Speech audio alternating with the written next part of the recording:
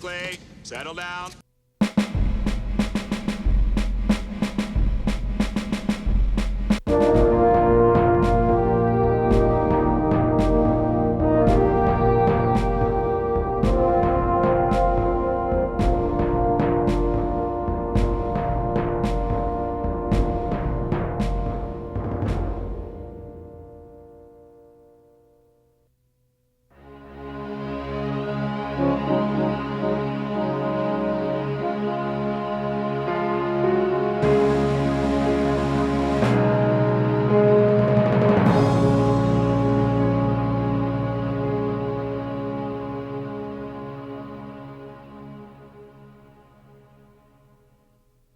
After a year of fighting in the southern I Corps area, the focus of both sides swung north toward the DMZ.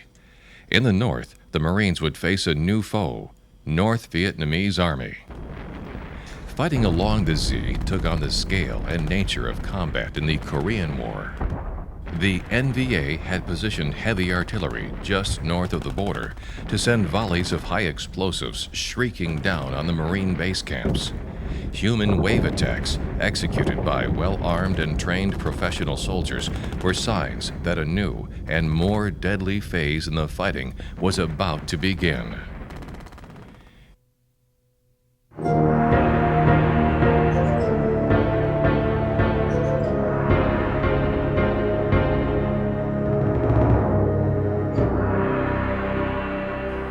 In early July, reconnaissance teams along the DMZ made over 17 contacts with company-size North Vietnamese forces. The recon observations established that a large number of well-disciplined, well-equipped, well-trained troops had developed a major trail network and infiltration route in the I Corps area. We'd be up on the highest ridges we could be watching rivers, and we'd see them coming over with elephants and water buffalo, just loaded with artillery. We just calling in airstrikes and naval gunfire and our whatever batteries were close, 105s and 155s, and we blew the poop out of them guys. One thing was clear from the reports. No matter how many were killed by artillery and airstrikes, the NVA was rapidly growing in force near the DMZ. For the Americans, that was too close for comfort. There was only one solution: send in the Marines. The plan was approved by Westmoreland, and an entire Marine division was sent to Quang Tri Province. It was the biggest operation they ever had in Vietnam. It went from Chu Lai to the Bên San River. It was Dong Ha, Tam Kỳ, Da Nang, Hue, Phu Bai, and Chu Lai. It took in that whole area. I think there was 4 or 5 divisions that they were going to try to mass take over the I Corps, the DMZ. In the northern Quang Tri Province, south of the DMZ, a Marine task force of 4 infantry battalions and 1 artillery battalion established headquarters for Operation Hastings at Cam Lao. We was on deck house 2 now. We did our, and we got reports up in the DMZ. In the mountains, there was a large concentration of North Vietnamese regulars. And we were just supposed to go up there and look for them. We weren't supposed to really take them on, but just to find out what was going on. The province may have been one of the worst places on earth to fight a war. In and around Cam Lo and Dong Ha, the ground was relatively flat. But a little to the north, the landscape quickly turned into an inhospitable mix of steep hills, jagged coastal cliffs, and dense jungle. Helicopter landing zones were few and far between. The objective of Hastings was to drive out and destroy the elite 324B NVA division base on a hill in the Song Yan Valley. At 07:45 on July 15th, Marines of the 3rd of the 4th landed at Landing Zone Crow and fanned out. They load us up, and we scoot on up there. As was becoming custom, the first batch of Marines landed unopposed, while the second met the NVA welcoming committee. The Marine UH-46s came under heavy fire at LZ Crow. Two of the choppers crashed into each other trying to evade the enemy fire. Another helicopter was shot out of the sky. The Marines named the area around LZ Crow Helicopter Valley. At LZ Dove, the Marines faced a different enemy, the terrain. They advanced at a snail's pace through the 100+ degree temperatures and steep hills. Well, it's getting late, but our captain, he's got a time schedule. He's going to keep this schedule. To save time, the company commander ordered the men to advance through the clear terrain of a nearby creek bed. And we found this creek bed that would, on them, and it would get us. Creek beds are a no-no. Don't go in creek beds. You go in creek beds, you may not come out of them. It might be a permanent bed. Dodson and his fellow Marines followed orders and moved along the creek bed. So we're going down this creek bed.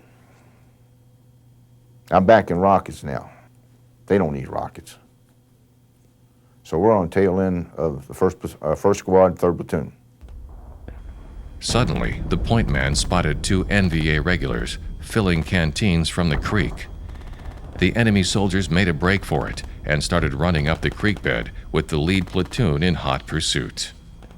I don't know why in the world they took out after these guys.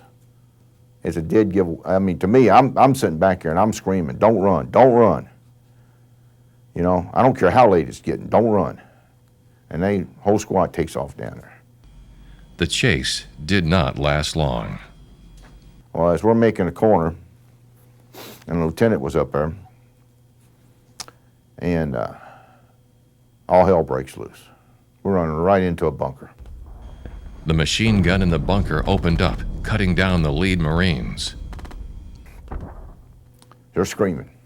And we got guys down all over the place. And then the machine gun just going nuts. Dodson realized he must do something, or they would all be wiped out. So I tell my A gunner, I said, "Load me up." He says, "What?" I said, "Load me up. Get your ass up on the side of that bank as far as you can get because we're going to get peppered." And I took the shot. The rocket found its mark. All became quiet. And we lost damn near almost all that whole squad in one machine gun. So we don't leave nobody. We got them all out of the creek bed. Took them up the hill. The ponchos over them.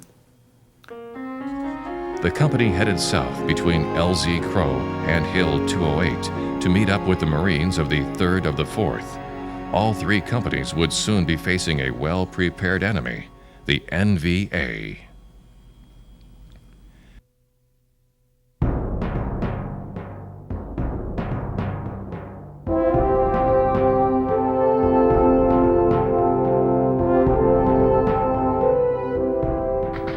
Moving a few hundred meters south of LZ Dove, the 3rd of the 4th Marines began taking fire from an unseen enemy. As they approached a nearby river, the hail of bullets increased. It was clear that they would have to destroy the enemy before crossing the river would be possible. 4 times the Marines attacked. 4 times they were thrown back. After an entire afternoon of fighting an invisible enemy and Mother Nature, Company K pulled back and formed a tight defensive perimeter for the night. As night fell, Company K was not the only Marine unit having difficulty with the NVA. I Company was back at the LZ to provide security for the incoming supply helicopters when all hell broke loose. By 1930, the company was completely surrounded. They were taking massive machine gun and mortar fire from all 4 directions. An hour later, just as suddenly as it started, the fire ended. As the sun set, Company K once again found themselves at the mercy of darkness and a hail of enemy fire. The Marines began hurling grenades blindly into the jungle, hoping to put an end to the attack, or at least slow it down. At first light, the Marines found the bodies of 25 enemy soldiers, some of them only 5 meters away, stacked on top of each other in front of their position. Before noon, Company K once again tried to cross the river. Once again, they were driven back by the NVA's wall of fire. The company commander did the only thing he could do.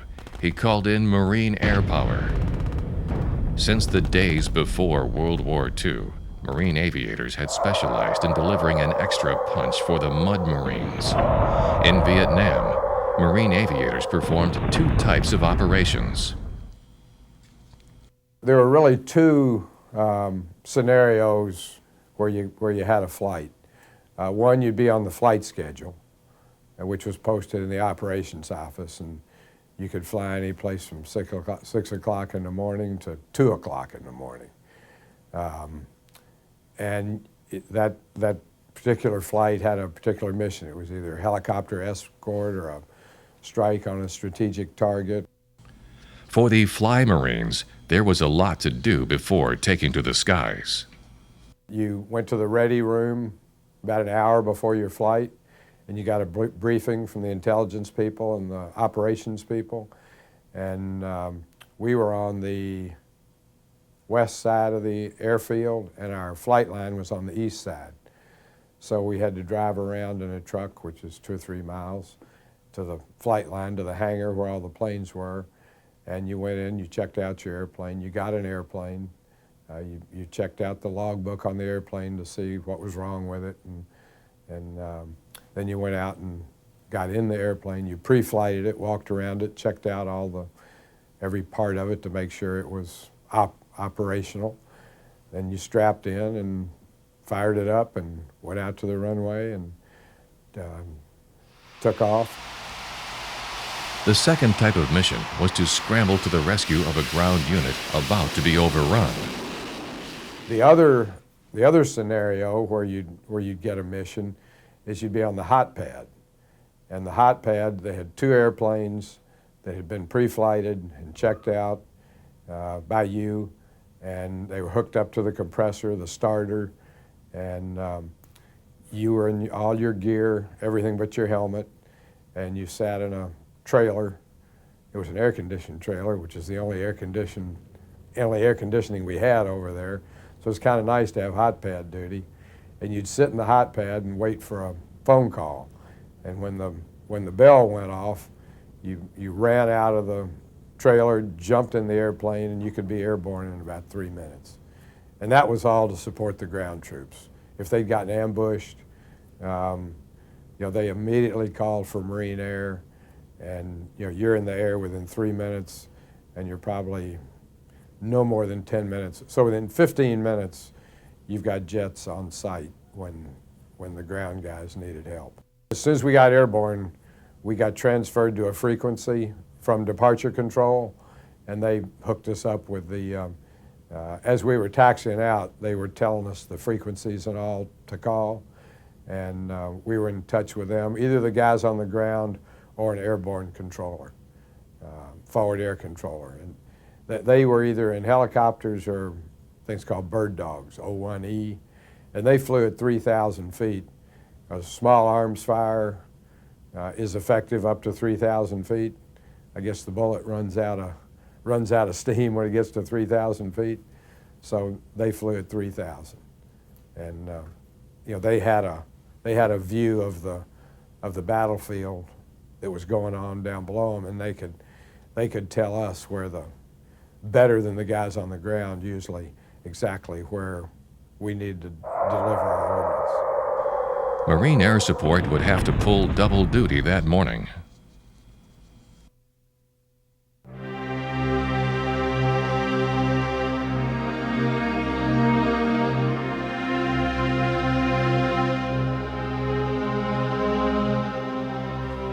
Just as Company K woke up to the determined enemy near the river, Company I faced a shower of NVA mortar fire.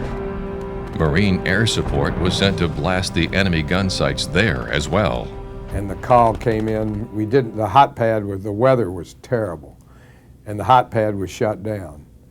And the call came in as we need 2 planes to go up to the DMZ, that a Marine patrol has been ambushed, and a helicopter's gone in to get them out, get the wounded out, and it's been shot down, and another helicopter's gone in to get that one out, and it's been shot down.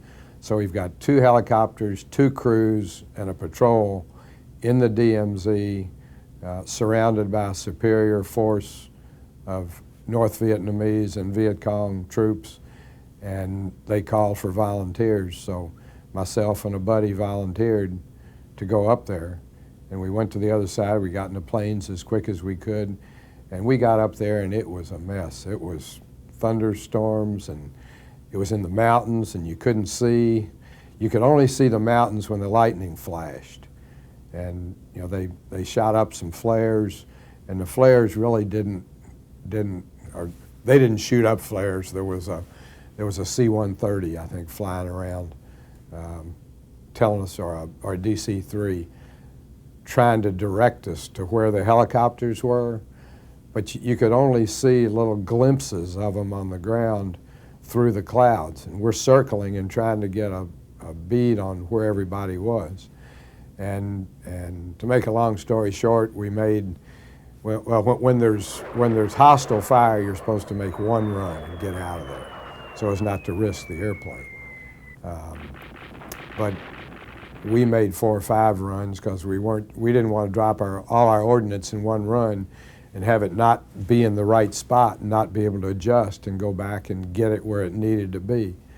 So we made 4 or 5 runs and went back to Da Nang. There was another flight of 2 planes right behind us. We got back, got in 2 more airplanes, went back up, and I guess there were 4 flights of 2 that went up, and we came back, and to make a long story short, about 2 years later, we never found out what happened. We never found out what happens. It'd be nice if you could go back and hear back, did those guys get out or what happened? Well, 2 years later, I'm working back here in Louisville, and I've gotten out of the Marine Corps. I've come back here. I've got a job here. The Marine recruiting station called me and said, we'd like you to put on your uniform. We'd like you to come out. So I went out they said, bring your family. And I went out to the recruiting station, and they had the commanding officer there, and they said, you don't know why you're here, do you? I said, no, I don't. They said, well, you're going to get a Distinguished Flying Cross for the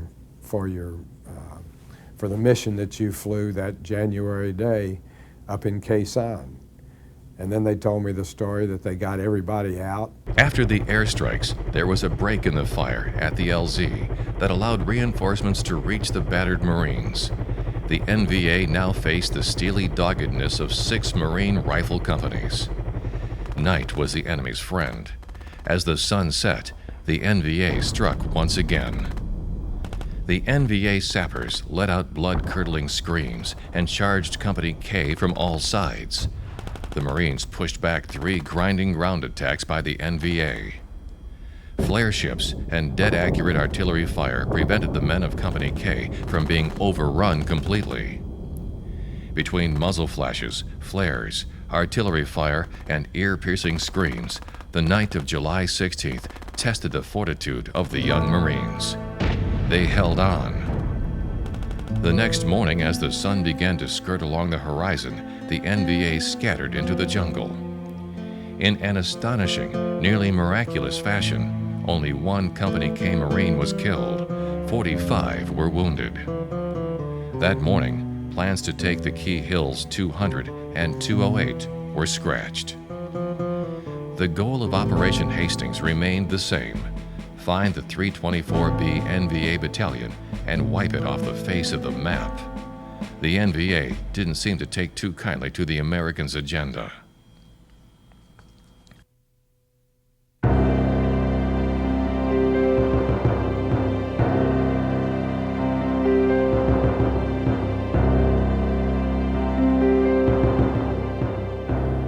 next morning, Company I received orders to move atop Hill 362 and set up a relay station.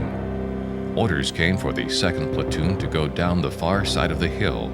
As they did, they came under abrupt NVA fire.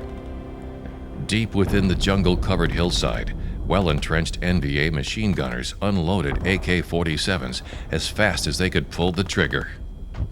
The Marines were mowed down where they stood. Because we got to get rid of this machine gun before he can come in. There was a Huey on site, but he couldn't see him either because the foliage was really thick. So Lieutenant yelled over at me, "Joe, can you get him?"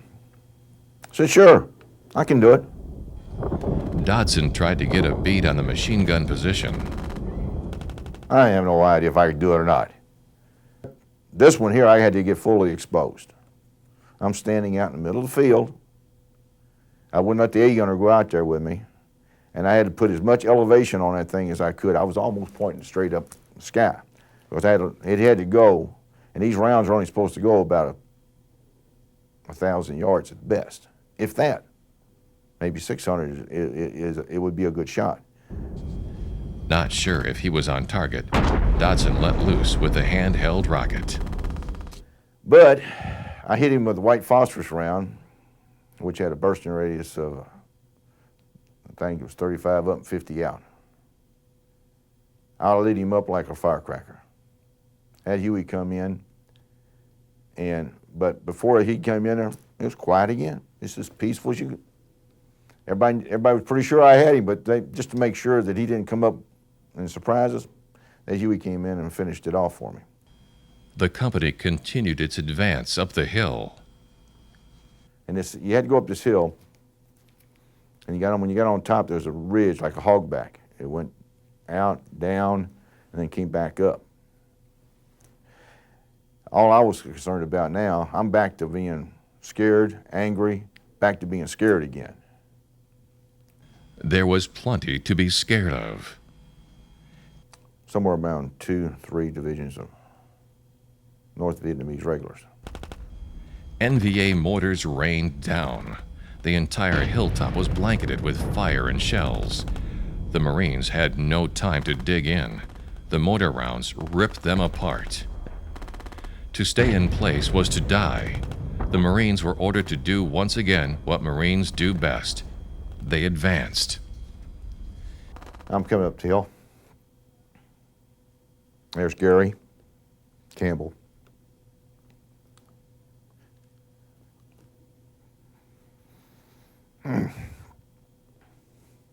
Down off Westcott. And there's Larry. Hold back, his head rolled off. He got hit by a mortar.